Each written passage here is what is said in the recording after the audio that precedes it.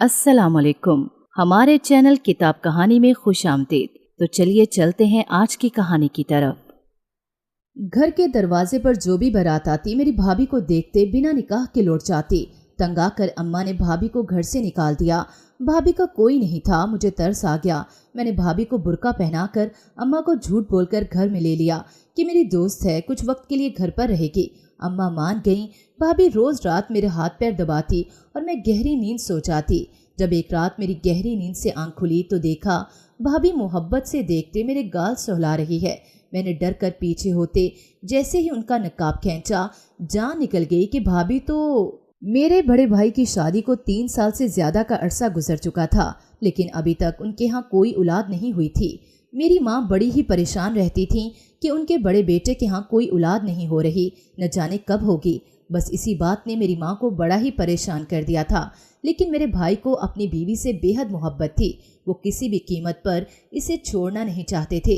यही वजह थी कि वो किसी की भी बातों को संजीदा नहीं लेता था, बल्कि हमेशा से ही अल्लाह से दुआएं करता था कि किसी भी तरह से अल्लाह उसे औलाद दे दे। अब तो अम्मा ने ये तक कहना शुरू कर दिया था कि बहू के यहाँ कोई औलाद होनी ही नहीं, इसलिए बेहतर यही है कि हम वक्त पे ही इससे जान छुड़ा लें, ताकि हमें ज़्यादा देर करने के बाद ये पछतावे वाली सोच ना आए। इसलिए अम्मा ने भाई के कानों में ये कहना शुरू कर दिया कि किसी भी तरह तुम इस औरत को छोड़ दो, तुम्हारे लिए कोई लड़कियों की कमी थोड़ी है, एक से बढ़कर एक लड़की मिल जानी है। फिर एक दिन कियामत हम लोगों पर टूट पड़ी, जिसके बारे में सोचकर ही हमारी रूह लरस गई, पैरों तले से जमीन ही निकल गई, जब भाई ने अचानक ही ये खबर दी कि मेरा मलेशिया का वीज़ा लग गया है। ये खबर इतनी बुरी थी हमारे लिए कि हम सब कुछ दिनों तक तो सोग में ही रहे। अम्मा ने रो रो कर बुरा हाल कर दिया था। वो बार बार यही बात करती थी कि मैंने अपने बेटे को अपनी निगाहों के सामने से किसी भी सूरत में कहीं और नहीं जाने देना। लेकिन वही बात के भाई ने कहा कि मैंने जाने का फैसला कर लिया है, अब मेरे लिए यहाँ रहना मुश्किल है। घर के मसाइल बहुत ही ज़्यादा और मेरे वसाइल बहुत ही कम हैं, इसलिए बेहतर यही है कि मैं यहाँ से कहीं और चला जाऊँ, आप सबकी ज़िंदगी को संवार सकूँ। हम यहाँ बिल्कुल ठीक है मेरे बच्चे। अम्मा अभी तक अपनी बात पर कायम थी, लेकिन भाई अजहर तो फैसला ही कर चुके थे। 1 हफ्ते के बाद उनकी सीट थी, वक्त का पता ही नहीं चला और भाई के जाने की तैयारी भी मुकम्मल हो गई। भाभी छुप छुप कर रोती थी, लेकिन कोई इजहार नहीं करती थी। आखिरकार वो दिन आ ही गया जिस दिन भाई ने चले जाना था। वो बातों बातों में अम्मी को कह गए थे कि मेरी बीवी का ख्याल रखें। भाई घर से अकेले ही एयरपोर्ट तक गए। जब भाई घर से निकल रहे थे तो वो 10 मिनट के लिए भाभी को लेकर कमरे में गए। 10 मिनट के बाद जब भाभी और भाई कमरे से बाहर आए तो न जाने ऐसा क्या हुआ था कि भाभी मुकम्मल तौर पर मुतमईन थीं और वो बार बार मुस्कुरा रही थीं। हम सब हैरान रह गए कि छुप छुप कर रोने वाली भाभी अभी भाई के जाने के आईन वक्त में कैसे मुस्कुरा मुस्कुरा कर अपने शोहर को रुखसत कर रही हैं। ये बात काफी परेशान कर रही थी। अम्मा के तो बेचैनी लग गई कि ऐसा भी अजहर ने क्या कह दिया था। भाई घर से जा चुके थे, भाभी तो ऐसे खुश थीं जैसे कि भाई घर आए हों। हम सब भाभी के इस रवैये पर खासे शशोपंच का शिकार थे। कुछ समझ ही नहीं आ रही थी कि एक बीवी अपने शोहर के इस तरह परदेश में जाने पे क्यों इतनी खुश हो सकती है। खैर दिन गुजरते जा रहे थे, मगर हमारी समझ में भी कुछ नहीं आ रहा था। खैर भाई वहाँ जाकर बिल्कुल सेटल हो चुके थे, पहली तनख्वाह भी भेजती थी। घर वाले बेहद खुश थे। भाभी तो दिन ब दिन मोटी होती जा रही थी। अब तो वो आगे से जवाब भी देती थी, क्योंकि उनके मुताबिक उनके शोहर की अच्छी खासी कमाई अब इनके घर वालों के पास आ रही थी। अम्मा को ये बात किसी भी तौर पर हजम नहीं हो रही थी। एक दिन हमारे मोहल्ले में कुछ नए किराएदार आए। हमने उनके घर खाना बनाकर भेजा। बस यहीं से हमारा उनके घर में आना जाना हो गया। इनके मर्द ज़्यादातर बाहर के ममालिक में रहते थे। यही वजह थी कि उनके घर की ख़वातीन बड़ी ही बहादुर और कुछ खुले मिजाज की थीं। मेरी अम्मा को ये बात कुछ मुनासिब नहीं लगती थी, लेकिन हमसायगी का ताल्लुक निभाते हुए वो खामोश रहती थीं। हमारी भाभी उनको बड़ी पसंद आ चुकी थी। वो दिन में एक चक्कर ज़रूर लगाती थीं। एक दफ़ा हमसायों की वालदा बीमार हो गईं।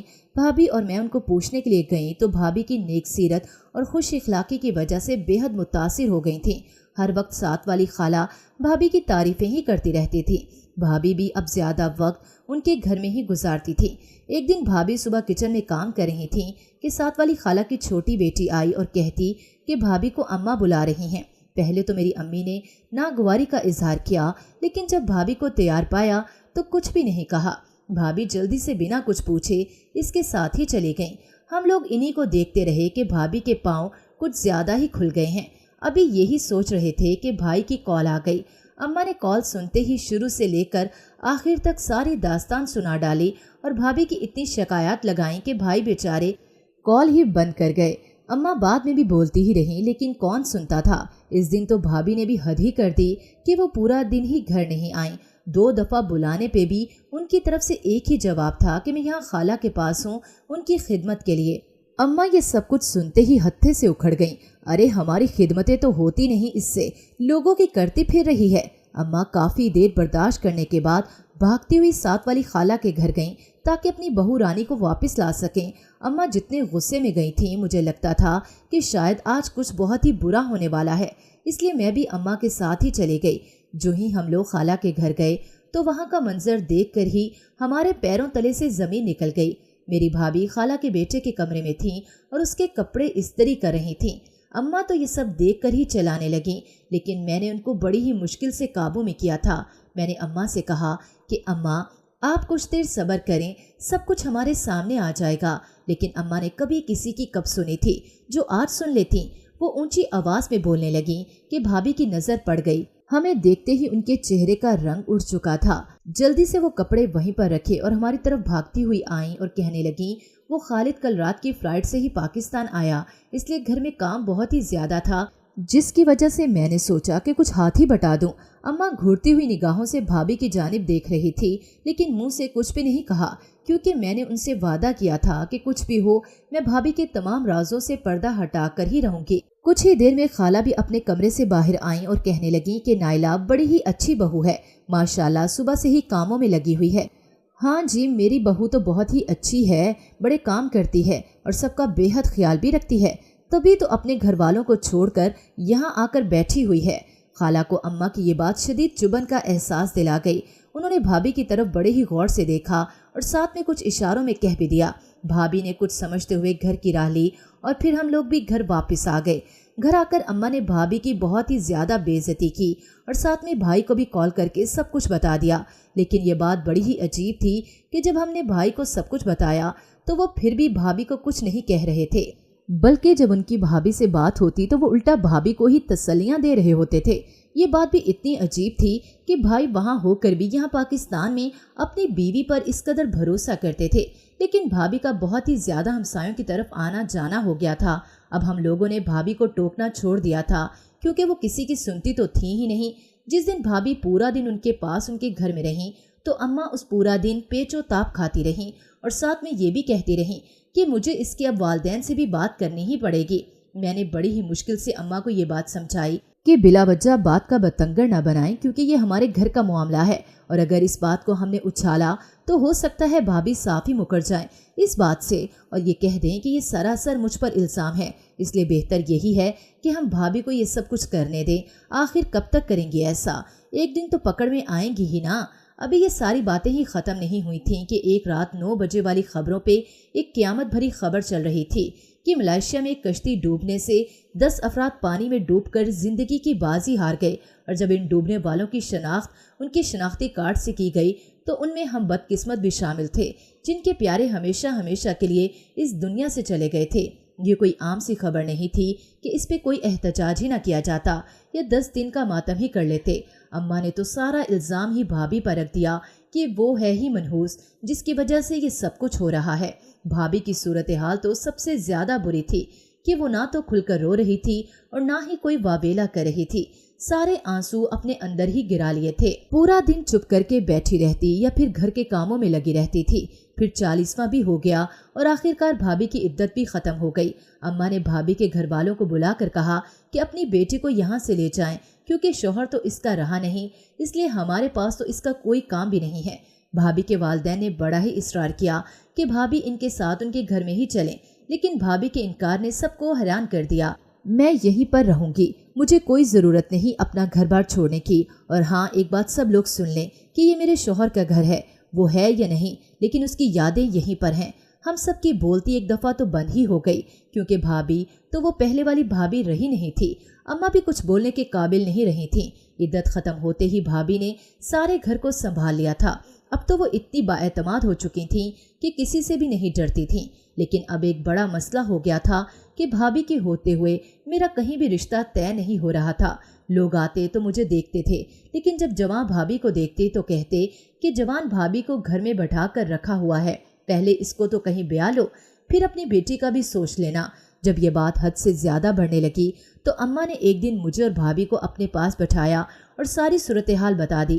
بھابھی نے ہم دونوں کو شدید خونخوار نظروں سے دیکھا اور ساتھ میں پھنکارتی ہوئی چلی گئیں کہ آئندہ کبھی بھی ایسا کچھ سوچنا بھی نہیں، لیکن اماں نے صاف لفظوں میں کہہ دیا تھا کہ اب تو اس کی شادی ہو کر رہے گی۔ پھر اماں نے ایک رشتے والی خالہ کو کہلوا بھیجا کہ ہم نے اس طرح اپنی بیوہ بہو کے لیے رشتہ دیکھنا ہے، تو لوگ آتے، بھابھی کو دیکھتے اور نہ جانے ایسا کیا تھا کہ دیکھتے ہی واپس چلے جاتے، حتیٰ کہ ایک جگہ پہ تو بات چل بھی پڑی تھی، رشتہ طے ہو چکا تھا۔ اور پھر اس کے بعد اماں کی جلد بازی کی وجہ سے قریب کی تاریخ رکھتی گئی۔ جو ہی تاریخ طے ہوئی اماں نے چند جوڑے تیار کر لیے کہ خالی ہاتھ نہیں جانے دوں گی، لیکن بالکل عین اسی دن جس دن بارات آنی تھی وہ لوگ بارات لے کر آئے اور پھر وہی ہوا جو کئی دنوں سے ہوتا آ رہا تھا۔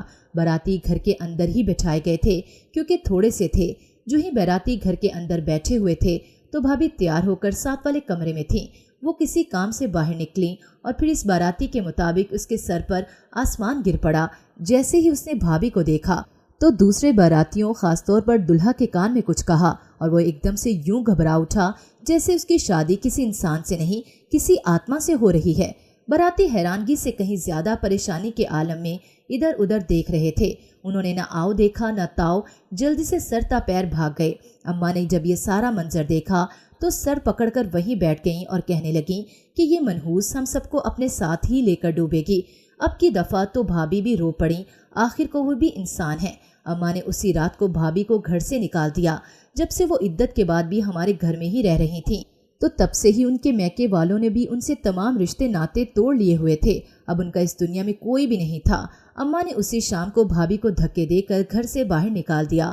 وہ چلتی رہیں، نہ جانے کون سی ان کی منزل تھی، کچھ بھی پتہ نہیں تھا۔ میرے دل میں بھابھی کے لیے بڑی ہمدردی تھی، میں بھی ان کے پیچھے پیچھے چل پڑی۔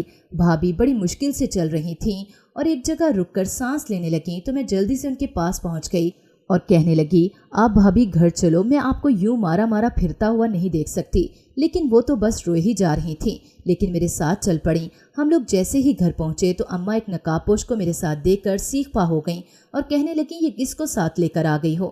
میں نے اماں کو بتایا کہ یہ میری دوست ہے، آج دریا کے کنارے ملی تھی، خودکشی کرنے لگی تھی، شکر ہے کہ میں وہاں پہنچ گئی، ورنہ ایک زندگی خواہ دنیا سے چلی جاتی۔ اماں، اس میری دوست کا اس دنیا میں کوئی نہیں ہے، میں چاہتی ہوں کہ یہ میرے ساتھ ہی میرے گھر میں رہے۔ اماں نے کڑے تیوروں سے مجھے دیکھا اور کہا کہ میں تو پہلے ہی لڑکیوں سے بڑی ہی عاجز آ جاتی ہوں، پہلے ہی تمہاری اس بھابھی سے بڑی ہی مشکل سے جان چھڑائی تھی، شکر ہے کہ دفع ہو گئی ہے اس گھر سے، اب تم اس مصیبت کو میرے سامنے لا کر بٹھا رہی ہو، نہیں یہ یہاں بالکل نہیں رہ سکتی۔ اماں، میری پیاری اماں، آپ تو ایسا بالکل بھی نہ کہیں، یہ یہاں کچھ دن رہے گی اور پھر چلی جائے گی۔ اماں کی شدید منتیں کرنے کے بعد اماں بس اتنا سا مانی کہ یہ یہاں پر کچھ دن رہے گی، اس کے بعد پھر یہاں سے چلی جائے گی۔ اماں نے بڑی ہی مشکل سے میری سہیلی کو یہاں رہنے کی اجازت دی۔ وہ ہر وقت ہی نقاب میں رہتی کہ کہیں اماں اسے پہچان ہی نہ لے۔ اس کے اس قدر شدید نقاب کی وجہ سے اماں کبھی کبھی تشویش کا شکار بھی ہو جاتی، لیکن میری وجہ سے ہی چپ رہتی کہ اگر میری سہیلی ہے تو میں اسے جانتی ہی ہوں گی نا۔ دن گزرتے جا رہے تھے کہ ایک دن ساتھ والی خالہ ہمارے گھر آ گئیں اور بھابھی کو بہانے بہانے سے یاد کرتی رہیں۔ ہم نے تو سارے محلے کو یہی بتایا تھا کہ بھابھی اپنی مرضی سے یہاں سے گئی ہیں۔ خالہ یہ سب سن کر خاموش ہو جاتی اور کوئی بات نہیں کرتی تھیں۔ کچھ دن مزید گزرنے کے بعد خالہ کی بیٹی گھر آ گئی اور کہنے لگی کہ بھائی کی 2 دن کے بعد باہر کی فلائٹ ہے، اس لیے ہم نے ایک چھوٹا سا فنکشن رکھا ہے، آپ سب لوگوں نے بھی ہمارے گھر آنا ہے۔ اماں نے کہا کہ سب جائیں گے، لیکن تمہاری یہ سہیلی یہاں پر ہی رہے گی، یہ کہیں نہیں جائے گی۔ لیکن اماں، یہ اکیلی یہاں کیا کرے گی؟ ارے کہنا کہ کمرے سے باہر نہ نکلے اور ہم لوگ کچھ گھنٹوں تک گھر واپس آ جائیں گے۔ یہ ساری بات سننے کے بعد میں بھاگتی ہوئی بھابھی کے پاس گئی اور ان کو ساری بات بتائی۔ بھابھی کہنے لگی کہ ٹھیک ہے، میں گھر پر ہی رہوں گی اور کہیں بھی نہیں جاؤں گی۔ ہم لوگ خالہ کے گھر گئے اور ساتھ میں ہی بھابھی کو میں اپنے کمرے میں ہی چھوڑ کر گئی، یہ کہہ کر کہ یہاں میں کھانے پینے کا سامان رکھ کر جا رہی ہوں، اس لیے آپ مہربانی فرما کر کمرے سے باہر نہ نکلنا۔ پھر اس کے بعد ہم لوگ خالہ کے گھر گئے اور وہاں پر ہمیں کچھ زیادہ ہی دیر لگ گئی۔ ہم لوگ رات گئے تک واپس آئے۔ जब हम लोग घर वापस आए तो देखा कि भाभी इसी कमरे में ही नमाज पढ़ने में मशगूल हैं और रो रो कर अल्लाह से दुआएं मांग रही हैं। अम्मा मेरी सहेली की इस अदा से बड़ी ही मुतासिर हुई और कहने लगीं कि तुम्हारी सहेली तो बड़ी ही अच्छी है, देखो कैसे अल्लाह की इबादत में मसरूफ़ है। खैर इस रात जब मैं कमरे में गई तो भाभी मेरे हाथ पैर दबाने लगी। मैंने लाख मना किया लेकिन वो कहने लगी कि तुम्हारा तो मुझ पर बड़ा ही एहसान है। अरे भाभी क्यों शर्मिंदा करती हैं, एहसान काहे का, अरे छोड़े मेरे पैर। इसके बाद भी ये सिलसिला जारी रहा। जैसे ही मैं लेटी तो भाभी मेरा हाथ पैर दबाने में मसरूफ़ हो जाती और तब तक दबाती ही रहती जब तक कि मैं सो नहीं जाती थी। कुछ दिनों तक साथ वाली खाला हमारे घर आईं। अम्मा एक मिलाद में गई हुई थी। जैसे ही उन्होंने मेरी सहेली को देखा तो कहने लगी, इसकी चाल ढाल बिल्कुल तुम्हारी भाभी जैसी है, बड़ी ही रौनक थी तुम्हारी भाभी से इस घर की। लेकिन अब तो खाला ठंडी सांसें लेने लगीं और फिर कहने लगीं कि चलो जो भी अल्लाह को मंजूर। खाला जितनी भी देर बैठी रहीं वो भाभी की बातें ही करती रही थीं। फिर भाभी ज़्यादा देर तक उनके सामने नहीं आई थी। खाला कुछ देर के बाद चली गईं और कहने लगीं कि बहू के बिना इस घर में कोई रौनक ही नहीं। खाला तो चली गईं लेकिन अम्मा के दिल में एक अजीब सी नफरत पैदा हो गई कि वो भाभी के साथ साथ खाला से भी नफरत करने लग गई थीं। मैं और भाभी एक ही कमरे में सोते थे।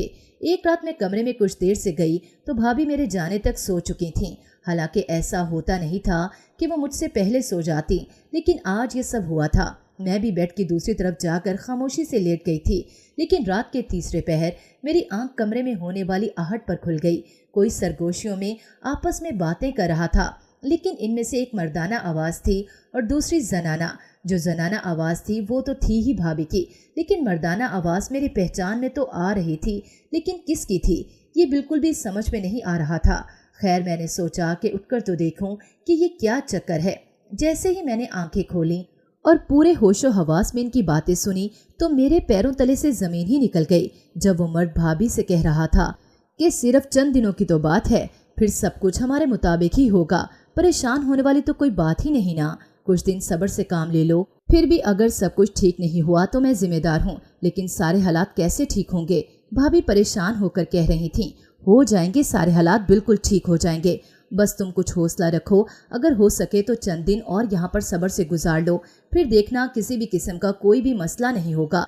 अब तो ये सारी बात मेरे लिए मुश्किल हो गई थी कि मैं इसे बर्दाश्त कर सकूं, इसलिए मैं छलांग लगाकर बेड से नीचे उतरी और जैसे ही नीचे उतरी वो मर्द छलांग लगाकर कमरे से बाहर निकल गया। मैंने भी उसके पीछे जाने की कोशिश की, लेकिन वो इतनी देर में घर का बाहर वाला दरवाज़ा भी अबूर कर चुका था। मैंने जब भाभी से पूछा तो वो कहने लगी कि तुम तो जानती हो कि मुझे खुद से बातें करने की किस कदर आदतें पड़ी हुई हैं, लेकिन वक्त के साथ साथ अभी तो मैं इस आदत पर काफ़ी हद तक काबू पा लिया है, लेकिन अभी भी कुछ ऐसा हो जाता है कि मुझे परेशानी हो जाती है। खैर मैं भाभी की इस बात से कुछ हद तक मुतमईन हो गई थी, लेकिन मेरे दिल में पहली दफ़ा भाभी के लिए बात आ गई थी कि भाभी ने किस कदर सफाई से मुझसे झूठ बोल दिया। खैर मैंने भी सोच लिया था कि एक दिन मैं भाभी को रंगे हाथों पकड़ूंगी तो पता चलेगा। इस वक्त मुझे अपनी माँ बहुत ही याद आई कि अम्मा ठीक ही कहती हैं कि इस औरत ने हमारे भाई को चंद ही सालों में खा लिया है। अब ये हमारे घर में आ गई है, लेकिन किसी और के रूप में, अब न जाने ये क्या करेगी। खैर भाभी कहने लगी कि अब तुम सो जाओ, मुझे भी शदीद नींद आ रही है। सुबह उठते ही अम्मा ने मुझे कमरे में बुलाया और कहने लगी कि मुझे एक बात तो बताओ कि तुम्हारी ये सहेली हर वक्त चेहरे पर नकाब क्यों ओढ़े रखती है। मुझे कुछ और बात तो ना सूझी, लेकिन जहन में यही ख्याल आया कि अम्मा मेरी सहेली के चेहरे पर कुछ दाग हैं जिनको वह ज़माने वालों से बचाती फिर रही है, इसलिए ये हर वक्त नकाब ओढ़े रखती है। अच्छा अपनी सहेली से कहो कि अपना कोई बंदोबस्त जल्द अज जल्द कर ले, क्योंकि मुझे तुम्हारी शादी भी करनी है, इसलिए मैं नहीं चाहती कि कोई नया मसला खड़ा हो। जी अच्छा अम्मा। दिन गुजरते ही जा रहे थे कि एक दिन रिश्ते वाले हमारे घर आए। रिश्ता बहुत ही अच्छा था और अम्मा चाहती थीं कि ये रिश्ता किसी तरह से पक्का हो जाए, लेकिन अभी शायद नसीब में और भी ठोकरें थीं। भाभी इन लोगों के पास बिल्कुल नहीं गई, बल्कि अपने कमरे में ही रहीं। लेकिन जो लोग रिश्ते के लिए आए हुए थे उनमें से एक औरत वॉशरूम के लिए आई। वो जैसे ही वॉशरूम में गई, भाभी इस वॉशरूम से बाहर निकल रही थी। वो जैसे ही एक नकाबपोश लड़की को देखा तो वहीं पर खड़ी हो गई कि ये अपने ही घर में कौन नकाब करके फिरता है। वो भागते हुए मेहमानों वाले कमरे में आ गई और आकर कहने लगी कि आपके घर में और कितनी लड़कियां हैं। अम्मा की दाईं आंख ने फड़कना शुरू कर दिया, जैसे कोई छठी हिस्से कुछ कह रहा है। अरे बहन, हमारे घर में ये मेरी बेटी ही है, बाकी इसकी एक दोस्त है, कोई ठिकाना नहीं था, इसलिए हमने उसे अपने घर में पनाह दी है। अच्छा अच्छा, अरे बहन ये तो कोई बड़ी ही नेकी का काम है। जो आप कर रही हैं, ورنہ آج کے دور میں کون ایسا کرتا ہے۔ وہ اماں کی اس بات سے بے حد خوش ہو گئی تھیں اور یہ کہہ کر کہ ہم جلدی ہی آپ لوگوں کو کچھ بتائیں گے اور چلی گئی۔ اس دن کو کافی دن گزرنے کے بعد بھی ان لوگوں نے ہمیں کچھ بھی نہیں بتایا تھا، تو اماں کو پریشانی ہو رہی تھی کہ نہ جانے ایسا کیوں ہو رہا ہے۔ میں اور بھابھی ایک ہی کمرے میں شروع سے سوتے آ رہے تھے۔ ایک رات میں سو رہی تھی کہ مجھے میرے پیروں پہ کوئی حرکت سی محسوس ہوئی اور پھر مجھے لگا کہ جیسے کوئی میری گالوں پر بھی پیار کر رہا ہے۔ میں نے ایک دم سے آنکھیں کھول دیں۔ جیسے ہی میں نے آنکھیں کھولیں تو بھابھی نہایت محبت اور شفقت سے میرے چہرے پر ہاتھ پھیر رہی تھیں، لیکن نقاب کے پیچھے سے ہی مجھے ان کی آنکھوں میں ایک عجیب سی ہوس نظر آ رہی تھی۔ میں ڈر کر کچھ قدم پیچھے ہٹ گئی، لیکن میرے رونگٹے ہی کھڑے ہو گئے جب میں نے دیکھا کہ بھابھی بھی میرے ساتھ ہی میرے پیچھے آ رہی ہیں۔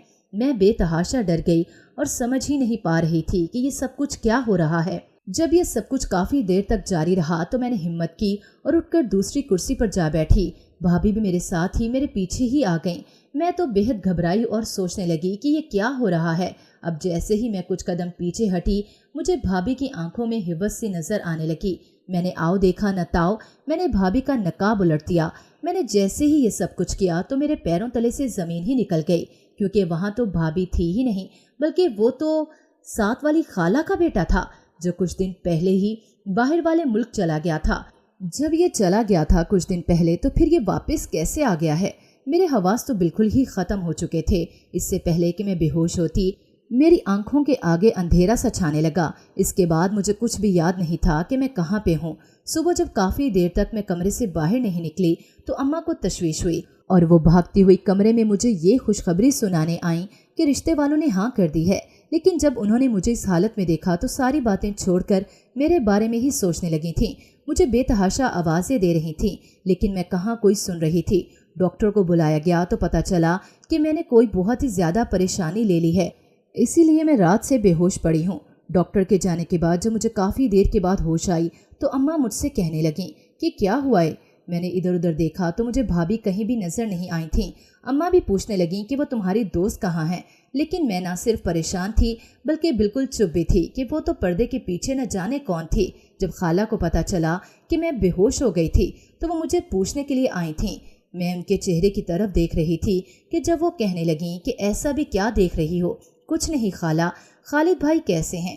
میں نے ان کے بیٹے کے بارے میں پوچھا جو کہ باہر چلا گیا ہوا تھا ان کے مطابق، لیکن وہ تو یہیں پر ہی تھا پاکستان میں، اور اس سے بھی بڑھ کر وہ تو میرے کمرے میں۔ اف میرے خدایا، میں نے دونوں ہاتھ اپنے منہ پر رکھ لیے تھے۔ اس سے آگے سوچنا ہی میرے لیے محال تھا۔ ہاں خالد بالکل ٹھیک ہے، خیر سے۔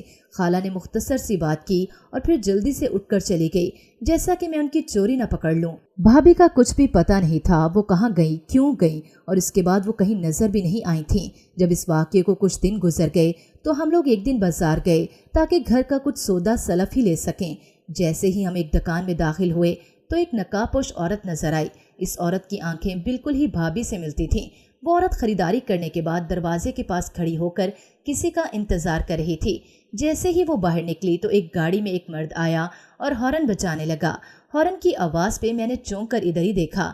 جیسے ہی میں نے اس طرف دیکھا تو میرے پیروں تلے سے زمین ہی نکل گئی، کیونکہ اس گاڑی میں تو میرا مرحوم بھائی بیٹھا ہوا تھا۔